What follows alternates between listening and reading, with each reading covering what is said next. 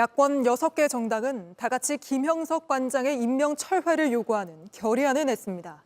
제1당인 민주당도 광복절 기념식에 가지 않겠다고 밝혔는데 계속해서 이희정 기자가 보도합니다. 더불어민주당은 김형석 독립기념관장이 있는 한 광복절 경축식에 참석할 수 없다는 입장입니다. 대한민국의 정체성을 뿌리채 뒤흔들고 대한민국의 역사를 부정하는 폭거입니다. 이를 받아들이지 않는다면 더불어민주당은 대한민국의 역사를 바로 세우고 헌법 정신을 지키기 위한 특단의 조치를 취하겠습니다. 정부의 광복절 경축식을 보이콧한 건 민주당 역사상 전례가 없는 일입니다. 민주당은 오는 14일 김형석 임명 규탄 회견을 열기로 했습니다. 또 독립기념관장이 식민사관을 정당화했을 경우 이사회가 해임하거나 지명 철회를 건의할 수 있도록 하는 이른바 김형석 방지법 발의를 예고했습니다. 조국혁신당도 광복절 경축식 불참 방침을 거듭 밝혔습니다. 광복을 부정하는 김형석 씨는 독립기념관장이 됐습니다. 5.18 광주민주화운동기념관장에 전두환을 임명하는 꼴입니다. 야 6당은 공동으로 김형석 임명 철회 촉구 결의안을 제출했습니다. 다만 개혁신당은 김 관장 임명 철회를 요구하되 경축식에는 참석하겠다고 했고 우원식 국회의장은 현재 불참을 검토하지 않고 있는 걸로 전해집니다. 이에 대해 국민의힘은 광복절 경축식 참석은 선택사항이 될 수 없고 조건을 달 수 있는 것도 아니라며 야당의 참석을 촉구했습니다. JTBC 이희정입니다. 이런 가운데 오늘 윤석열 대통령이 국방부 장관 등 안보 라인을 교체하겠다는 깜짝 발표를 했습니다. 신임 국방부 장관 후보자인 대통령의 고교 선배이자 핵심 측근인 김용현 대통령 경호처장이 내정됐습니다. 최상병 수사외압 사건에 연루됐다는 의혹이 제기됐을 뿐 아니라 입을 틀어막는 과잉 경호 논란의 중심에도 섰던 인물입니다. 먼저 강희연 기자입니다. 대통령실은 김용현 국방부 장관 후보자가 경호처장으로서 군 통수권자인 대통령의 의중을 누구보다 잘 이해한다고 평가했습니다. 통수권자이신 대통령님의 뜻을 받들어 강력한 힘을 기초로 한 확고한 안보 태세를 구축할 것입니다. 김 후보자는 윤석열 대통령의 충암고 1년 선배로 핵심 측근으로 분류돼 왔습니다. 윤 대통령 당선인 시절 용산 대통령실 이전을 주도한 뒤 초대 경호처장을 맡아 지금까지 근무해왔습니다. 대통령 행사에서 항의하는 카이스트 졸업생과 정치인 등의 입을 틀어막는 등 경호처의 과잉 경호 논란과 관련해 야당의 사퇴 요구를 받아왔습니다. 야당은 인사 만행이라고 비판했습니다. 회전문 인사의 극치이자 인사 만행입니다. 입틀막하면서까지 대통령의 심기 보좌에 힘썼던 경호처장을 국방부 장관에 앉혔습니다. 윤 대통령은 김 후보자 지명과 함께 신원식 국방부 장관을 안보실장에 장호진 안보실장을 새로 만들어진 대통령 외교안보 특별보좌관에 내정하는 연쇄 인사를 냈습니다. 신 장관과 장 실장이 임명된 지 1년도 채 안 돼 교체되면서 경질성 인사 아니냐는 지적도 나옵니다.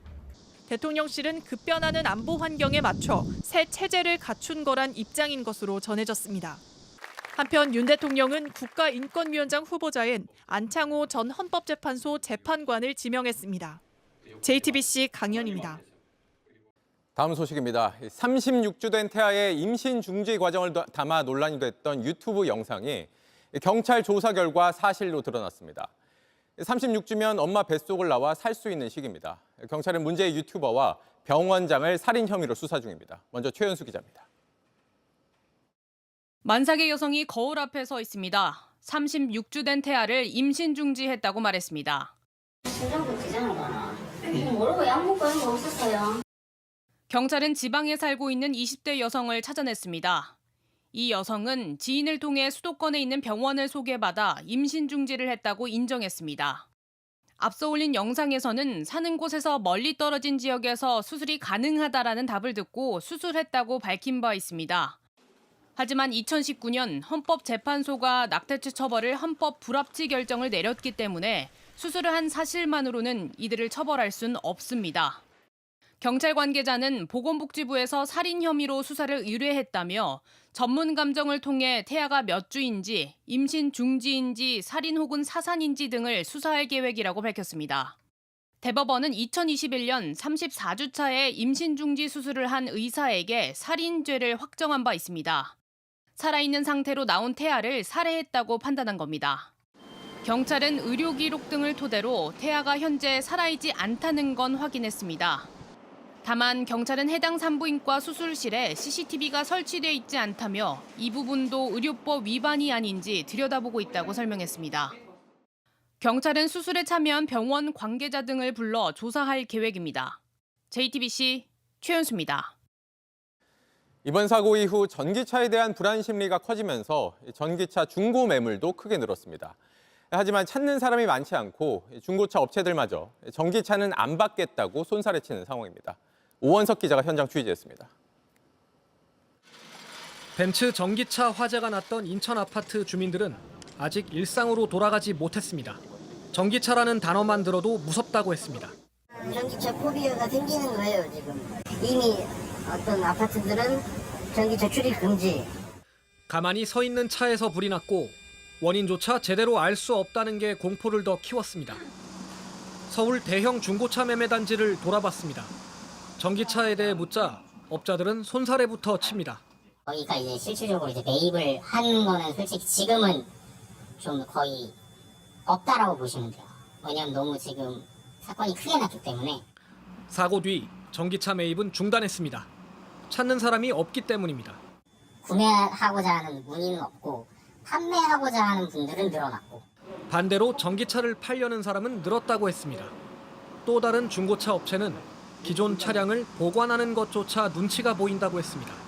불이라도 나면은 여기도 뭐 굉장히 크게 이제 문제가 될 수 있어서 그런 주차 문제도 되게 좀 걱정이 되고. 중고차 업체들이 전기차를 받아주지 않으면서 차를 팔려는 소유자들은 온라인 시장으로 몰렸습니다. 전기차 판매글은 화재 직전 주보다 2배 가까이 늘었습니다. 특히 10대 가운데 1대가 불이 났던 벤츠 전기차였습니다. 불안감은 오래갈 걸로 보입니다. JTBC 오원석입니다. JTBC 뉴스를 시청해 주셔서 고맙습니다. 저희는 저녁 6시 50분 뉴스룸에서 뵙겠습니다.